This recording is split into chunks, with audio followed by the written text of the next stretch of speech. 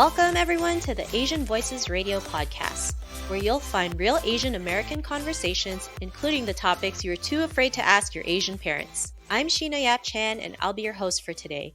And today we're going to welcome Councilmember Nithya Raman. Councilmember Nithya Raman is an urban planner, a working mom of preschool-age twins, an immigrant to America, and a member of the Los Angeles City Council representing District 4. Councilmember Nithya Raman, how are you today? Maybe you can fill in a little bit about yourself and what it was like living in India and in the U.S. Sure. Hi, everyone. I'm doing great. Thank you so much for having me here today. Yeah, as you mentioned, I'm actually now working mom to kindergartners as of 2 weeks ago, which is very exciting. Twin kindergartners. But I am an immigrant to the U.S. I grew up when I was first born. I was born in the state of Kerala in southern India, and I lived there till the age of 6 when I moved to the U.S. with my parents. We moved initially to Louisiana, where my father was studying, and then I spent most of my childhood in the Boston area, where I grew up in a suburb outside of Boston, and ended up earning both my undergraduate and graduate degrees in and around the Boston area. So I've spent a lot of time out there, but I've lived in Los Angeles as an adult for a number of years now. And now I'm an elected representative here. And in so many ways, I think what is so exciting about this journey that I've had is that as an adult, actually, after I graduated from college, I went back to India and worked there for a number of years. I worked there for almost 10 years as an adult. And even though I'm from India, I obviously look Indian, I spoke a South Indian language. Because I was an American citizen by then, and because I had spent so much time outside of India, I was really considered an American in India, right? In many ways. So I had this like kind of weird inside outside status. And I saw a lot of people around me who had come in from other countries to India. And even after many, many years there, they still, to me, people, so much of India is all Indians. People look the same in different parts of the country. People speak the same language, that it's very hard for outsiders to come there and get integrated into that culture and become part of India in the way that it happens here. And so in many ways, my time outside of America made me really excited to come back to what America is. So I know, I struggled with being a South Asian in a primarily white school district growing up. I experienced a lot of bullying. I felt very alone at many times, but my time in India actually reinforced for me what in many ways is so unique about America and American culture and the diversity of American culture, which is that at the end of the day, I am an American. My children, who are dark skinned like me and fully South Asian in their heritage, they are Angelenos, and no one will question that, and that's what makes me really excited about the present of America and the potential of America, and particularly of Los Angeles, and makes me really excited to represent Los Angeles. Awesome. Thanks for sharing that. And I love it, right? I think it's so important to talk about that. Like I live in Toronto, which is also one of the most multicultural cities in the world. And I consider myself Torontonian, even though I'm Chinese, and just because I've been living here for so long. So I'm really glad you mentioned that. And after living in the US for many years, you returned to India and founded the research firm Transparent Chennai. Could you tell us about this endeavor? Absolutely. So I went back to India as an adult, actually before and after my master's program, and I had a master's in urban planning. And when I was first in India, right after college, I worked with groups that were fighting evictions in slums. So slums are, informal settlements, so shanty towns. They go by all kinds of different names. And in India, there's a lot of them. A lot of the urban poor lives in communities that are unrecognized. They're not on maps. They're unplanned. They don't have a lot of basic services. And often in response to challenges that the government was facing, they would just get razed. They would get bulldozed. And it was a constant struggle to prevent these evictions, but also to fight for really basic services like running water, toilets, kind of the basic humanitarian needs that you need for survival on a day-to-day basis. So when I returned after my master's program, I came back armed with urban planning tools. So these were mapping skills, these were community planning skills, And this was also an awareness of larger planning processes, that I knew that if communities that were living in these slums could leverage those planning processes, they could use them to get more services, to get more rights, to get more access to the things that they really needed in order to survive and to thrive. And so I founded a group called Transparent Chennai, which used mapping skills, surveying, and data skills to support communities that were fighting for these basic rights with data and research that could really help them make better claims for those rights. So we had a team of people and a whole network of community volunteers who would come out and do things like survey public toilets in slum areas, and found out really stark numbers, like the fact that there was, a single toilet for an entire neighborhood of hundreds of people, which is mind-blowing. And we use that data to basically push the municipal government to take more action.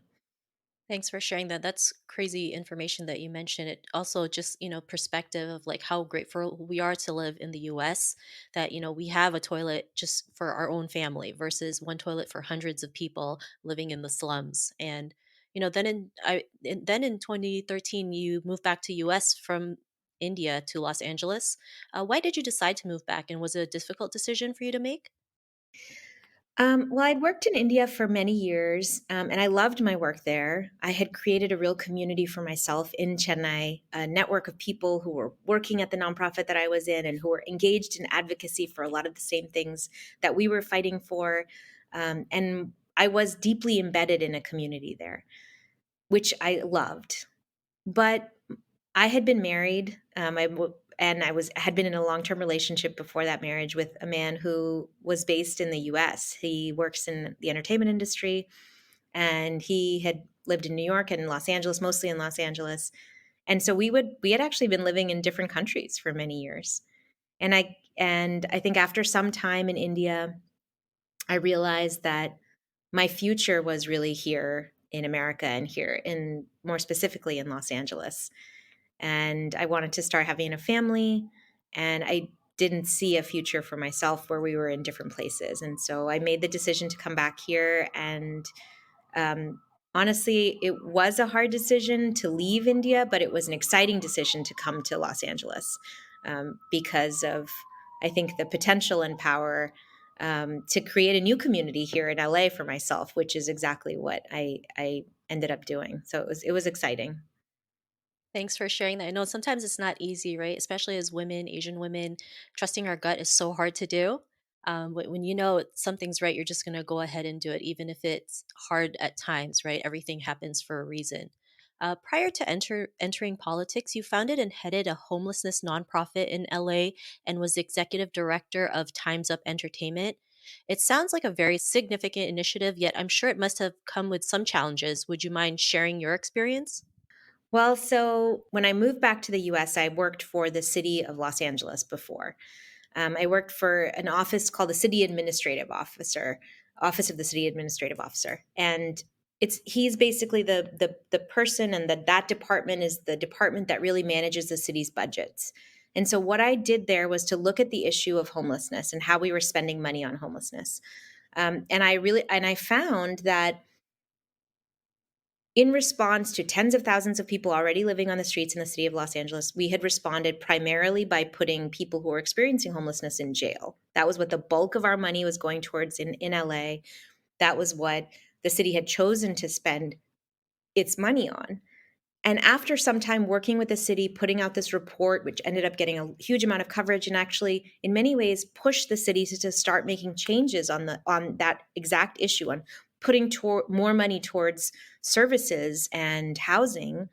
um, I left City Hall. I was kind of disillusioned at that time by what I saw, and I really wanted to go and do work in my own neighborhood. And so when I got to my neighborhood, I took a little break because I ended up having twins. So I took some time to be at home with the twins and not do that much work outside of the house. But I joined my neighborhood council's homelessness committee. And in response to a rising number of tents in our neighborhood, and in the surrounding neighborhoods, a bunch of people who were involved with neighborhood councils and the homelessness committees got together and started just volunteering on weekends. And so we would go out from encampment to encampment. We would walk from encampment to encampment. We'd get to know people who are experiencing homelessness. We'd hand out water bottles. We'd hand out breakfast. And we'd just ask them what they needed in order to be able to get back into housing. And we realized that we needed more services in our neighborhoods. We needed more places where people could talk to case managers. We needed places where people could take a shower. And so we formed this nonprofit called SELAH, which ended up both doing that work, actually bringing showers to our neighborhood, actually bringing those services to the neighborhood. But it also did something else, which was kind of an accidental thing, but ended up being so powerful for our neighborhood, which is that it created a whole number of volunteers for whom this was the first time that they engaged with the issue of homelessness. This was the first time that they spoke to somebody experiencing homelessness and realized how hard it was for people experiencing homelessness to get off the streets, to move into housing again.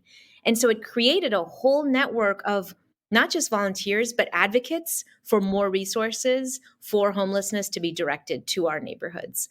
And so I think for me, SELAH was an incredible window into the untapped potential of Los Angeles residents to advocate for more just solutions to our housing and homelessness crisis. And it's kind of the thing that inspired me to actually run for office. I love that. And I think it's great what you guys have done. And I would also love to hear about you being the executive director of Times of Entertainment and what that was like. It was exciting. Obviously, Time's Up has been in the news for a lot of, issues related to poor management and other kinds of conflicts of interest in their leadership. But I was running a division of Time's Up, which was focused on making programs and in the entertainment industry that would actually lead to substantive changes. I was their first hire that was really related to doing programming. And I took that very seriously. So I created a mentorship program for which I raised a huge amount of money that enabled people from underrepresented groups to be able to move forward in the executive and producer pipeline. I created networking opportunities for Black women in the industry and for women of color to get together to know each other um, across job categories. So producers met directors, met actors, met people who worked in production, meaning they worked behind the camera or on the sets. And that created an opportunity for women to have an alternative network. Men in the industry already had that network, and we were creating a new network of people that could use that network to get jobs, to get promoted, to get on projects. And that was really powerful. We created a protocol for safety on sets where you could basically, sets are a really unique environment. They're temporary places of work. So we analyzed the working conditions of a set, whether it was an indie set or a big set, and tried to create protocols that could help women have a safe working environment and a working environment that was free of bullying and sexual harassment. And we started talking to unions to help them understand what their rights were and how you could put those rights into practice. But I was at Time's Up for a year, and it was an exciting moment to be there. And I was really invested in the work that we were doing. But I think some of the same challenges that have come out recently about management and my interest in really running for office and in working on the issues that I had studied. I'd studied urban planning issues. I deeply cared about urban poverty in Los Angeles and housing issues in Los Angeles. That was really calling me. And so for me, I think it was a moment where I felt like I had to step up and I had an opportunity to step up. And so I made the decision to leave after a year. Thanks for sharing that. And I love how you mentioned, you had that calling to step up because sometimes it's not easy and it's really scary to step up and just do the work that you're meant to do. And, you being that example has been great. I mean, you won the election for the 4th council district. And as the first South Asian, the first Asian woman, and the 19th woman elected to the Los Angeles City Council, having never held office before, that's like a huge accomplishment. And what was your inspiration or motivation behind your running for office? Well, I think I talked about this a little bit already, that I felt this calling to take action on these issues that I felt really deeply about. But the thing that really motivated me, I think, more than anything else, was that we had an opportunity in this election to talk about issues in a different way. So usually municipal elections in LA happen in off years. So that means very few people vote. Very few people. But this was the first time that our municipal election cycle changed to have it be at the same time as our federal elections. So it was the Trump Biden election. So my election overlapped with initially the Democratic primary, which was, as you know, a hotly contested primary here in America, and then the election, which was, huge voter turnout, and we knew that we would see huge voter turnout, especially in the city of Los Angeles. And so for me, it was an opportunity to say, look, municipal politics has been really ignored in Los Angeles for a long time. That there are these issues that are huge issues that are overwhelming for people. Homelessness is an overwhelming crisis for the city. Our housing prices are through the roof. And those are a direct result of decisions that our city government has made over the past few years. And so for me, it was an opportunity to talk about those issues in new ways and to bring more voters into the race. And so that's why I decided to step up, because I thought we can't ignore this anymore and we have to get more people engaged. And what better way to get people engaged than through a political campaign? And that's exactly what we did. We had hundreds of volunteers in the primary. We had about 600 volunteers going door to door, talking about these issues, talking about policies. And so many people voted in the primary. And then in the general election, which happened through COVID, we had over 2,000 volunteers who wrote postcards, who made phone calls, who talked to their neighbors. And it was really a dramatic, dramatic rise in voter turnout. In the previous election, about 24,000 people voted. In the election that I won, over 130,000 people voted in this district. So huge increase. And it was an exciting election. It's so amazing to hear your story and learning that you started with 600 volunteers and over 2,000 volunteers because they understood what you stood for, and they were running with you no matter what happens. And I'm glad you won the election. What has your journey been like these past 8 months? What has been your biggest rewards and challenges? Well, it's been 9 months now, so it's a long time, but it also feels like the blink of an eye. Partly because what this period of time in office has been so unusual. So when I first started, it was the peak of COVID cases here in Los Angeles. I didn't even come to City Hall. I didn't see my offices till a couple of months in, just because it was not safe to be out and about and to be in indoor spaces at all.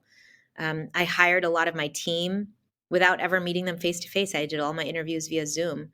Uh, we came into office at a time when the city was facing what was rumored to be $1 billion budget deficit. So services had been slashed, streets weren't getting cleaned. They are just now getting back to normal. So, I think it's been a really strange time to take office. I think it's not just been strange for me, it's been strange for everyone. No one has experienced a time like this before.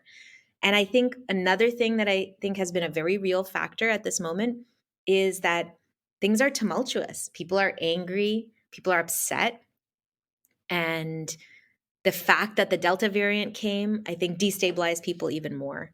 I think it made people even more kind of anxious about the future. And that's playing itself out in various ways across the city, across different issues in our response to homelessness. It's a time of real tumultuousness right now. But I will say that, I turned 40 at the end of July. So it was a big, big birthday, and a moment for me to really look back and think about where I was in my life. And I think for me it was such a real sense of gratitude for this role and for what I'm able to achieve. Like, we've been able to get more people into housing in the months that I've been in office than I ever was as a volunteer. The amount of power that I have as a council member to push for the changes that I need. We got some of the strongest tenant legislation passed in the city of Los Angeles. I'm really pushing on building affordable housing in a district that hasn't built affordable housing for decades. It's humbling to be in this position, and it's a real privilege. It's a real sense of joy that I have to be able to do this, despite the fact that the context is like nothing any political official, I think, in the city of Los Angeles has experienced before. But it's been quite a journey for sure. Thanks for sharing that. And, congrats to all the work that you've done so far. I think it's great. And yeah, yes, you're right. Like the pandemic has been such a weird time for everybody. But, whatever situation we're in as women, we also are capable of doing great things no matter what. And you're a great example of that, being able to help homelessness and change housing and just doing so many amazing things for the city of Los Angeles. Would you like to share any personal words of wisdom or your life's philosophy with our audience? Um, I think especially given the audience of this particular program, I think I'd like to speak to my Asian sisters out there and to say that, it took me a really long time to think about running for office. It took me a long time to think of myself as a leader. And I don't know whether that's cultural or whether that is a product of the environment that I grew up in, where I was often, the one of a handful of people of color in a room. Um, I think there's a lot of different reasons why it took me a long time to think of myself as a leader. And I think to my sisters, I would just say, um, let's think of ourselves as leaders from the very beginning. Let's think of ourselves as voices that need to be heard, and let's stand in our power. Um, you know, from day one. It took me much longer than it should have, I think, to think of myself in those terms, and even today, I struggle with it. And I think we don't need to have that anymore. And I'm really excited to be continuing to engage with audiences, particularly of young women. I do a lot of engagements with schools and with middle schools and with high schools and with college age students and women's organizations. And I want to do more of it because the more that we're out there and taking up space, the more that young people today will feel like they have the right to take up that space. I love that you mentioned, leadership is so important because as Asian women, we hardly see ourselves in leadership roles, right? Even the numbers right now are still, next to nothing. But it's up to women like you and us to really show other Asian women that we can be leaders. We can go out there and do amazing things. We can go there and forge our own path. And, what do you believe is the most important leadership quality of being in politics? One I don't know what is the most important, but I do want to talk about something that I think is under discussed, which is management skills. I think it's really important to take management seriously and to create and to think about team building seriously. This is not to say that I'm perfect at it, far from, but it is something that I think is something that can, especially for women in politics. I think the ability to build a strong campaign, the ability to build a strong office that gets its work done, I think a lot of that is really incumbent upon team building and management skills. And so I think one thing I would say to anyone who's considering leadership roles, public facing leadership roles, is also to take management classes and to think about management as an essential skill to have in these situations. How do you hold people accountable? How do you create a culture of positivity and trust? Those are all things that I think are things that I wish I knew better how to do now. I wish I had invested more in it before, but things I think are really, really important in these roles now. Thanks for sharing that. I think that's a great advice that you mentioned. And I know you mentioned you have twins. I mean, what's like that like, being a city council member and having a household? Like, how do you balance family and work? Or is there such a thing as balance? It's been hard for sure, especially during the pandemic. There was a period when I first started. The other thing I didn't mention when I was talking about my initial months in office is that my kids were home. We didn't have in-person school. We had preschool, which was, it was kept getting postponed, but they weren't going back. So they were at home with me. We were home. My husband and I were homeschooling.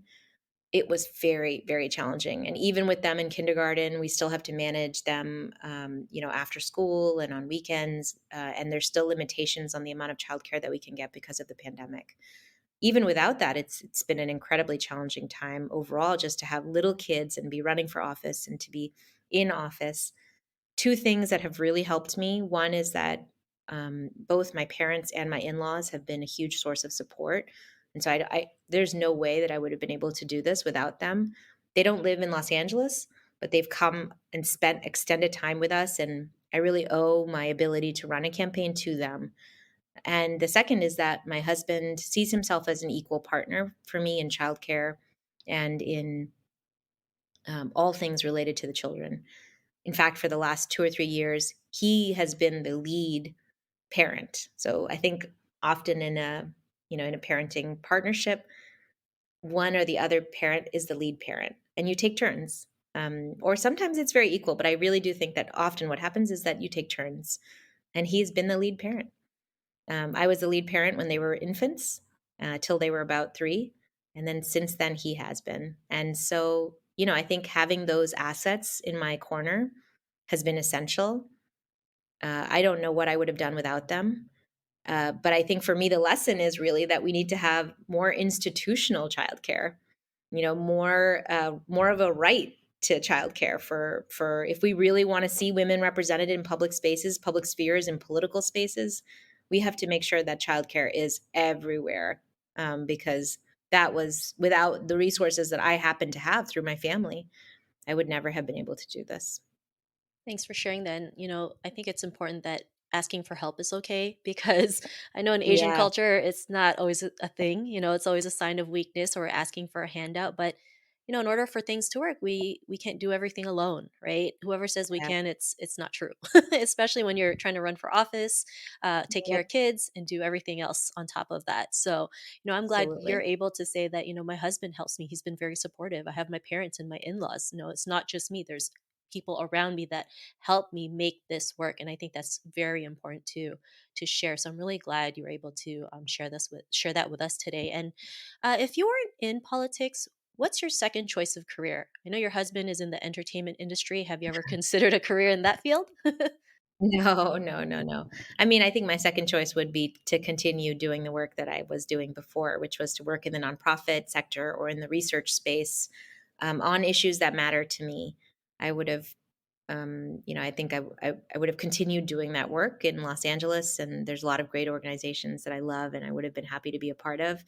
But now, as a council member, I get to partner with them on work, so it's been good. Just one more question. Do you have any advice to listeners, especially for women who would want to be in leadership roles or running in politics?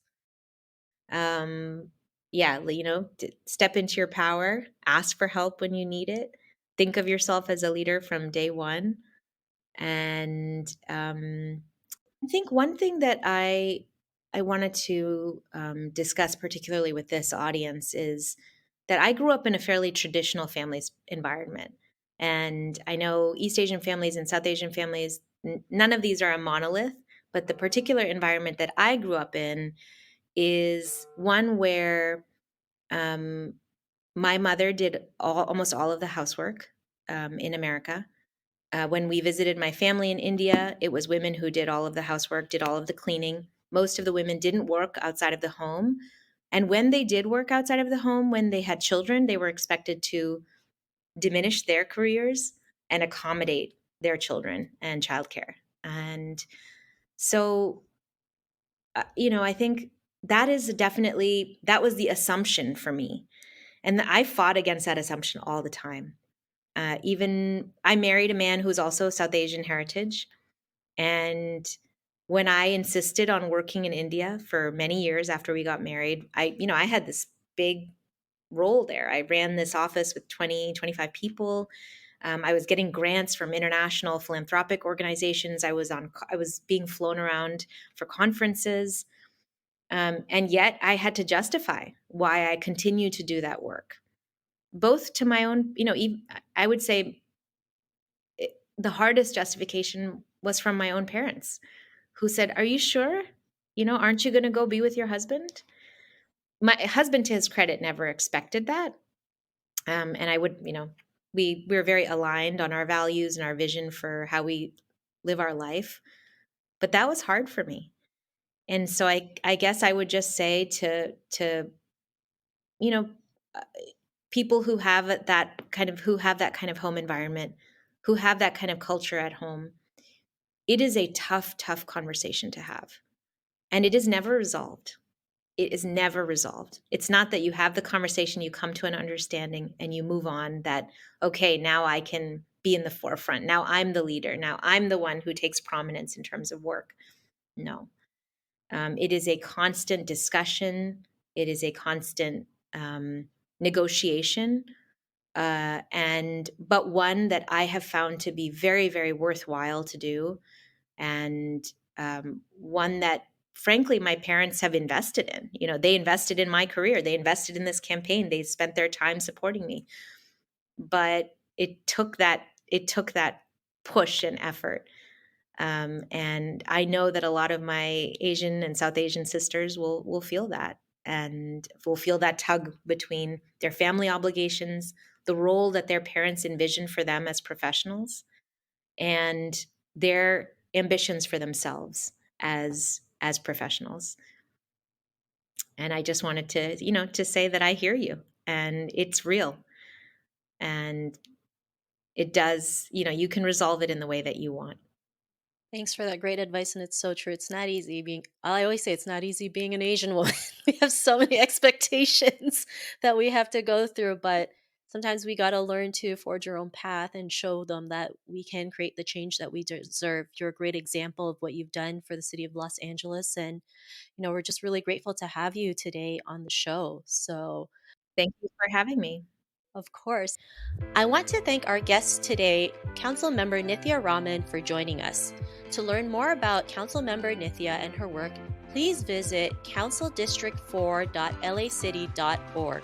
If you have any suggestions for future topics, we'd love to hear from you. Also, be sure to subscribe as well as follow us on Facebook, Twitter, and Instagram. Please join us next week for another exciting and thought-provoking Asian Voices radio show. Until next week, I'm Sheena Yap Chan. I'd like to thank you for listening. Take care until then, everyone.